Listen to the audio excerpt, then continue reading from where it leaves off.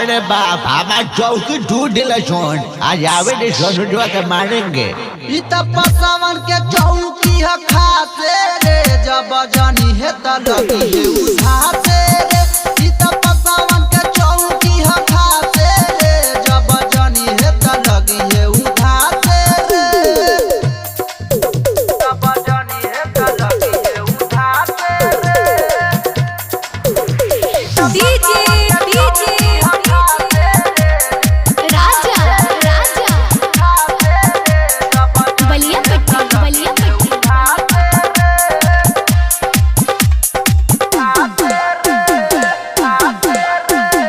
नाचत रहे हूँ मचके तुर दिल चौकी उमक के।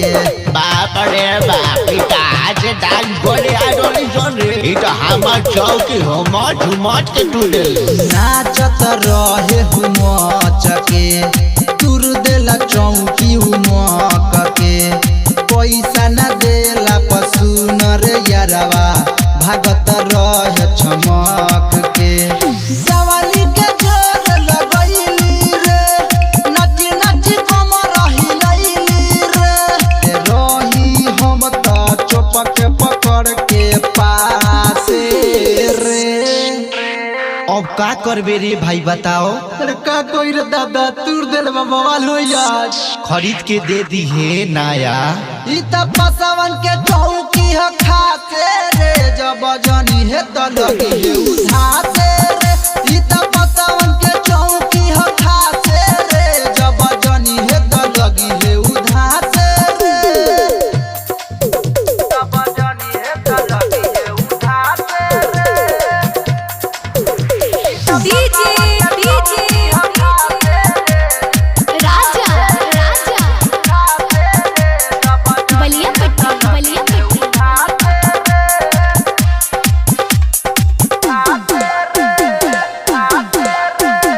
जादो जी से मंगनी रे दिहले न चौकी त भगनी रे। रितेश पांडे तो उनको चौकी तोड़ दिल मन जादव जी के तो तोरा के कहां से दिहन कहीं फेन तोड़ देबा तो। जादो जी से मंगनी रे दिहले न चौकी त भगनी रे। सनो जसराबी डीजे करन से केतनो हम कहनी रे। ओहे बाबू साहेब के शादी रे लागे हम के मार के मुआदी रे। ओहे राजमणि तबे नु छौरी नाचे रे। सब तो मजा ले लीलो सन अब तोहरे नु भर पाया करे के बा तो जल्दी सोचा मत चौकिए जाके जल्दी खरीद के दे दो ना तो मारपीट होई। ई त पसावन के चौकी ह खासे रे जब जानी है त लगी है उठासे रे। ई त पसावन के चौकी ह खासे रे जब जानी है त लगी है उठासे रे।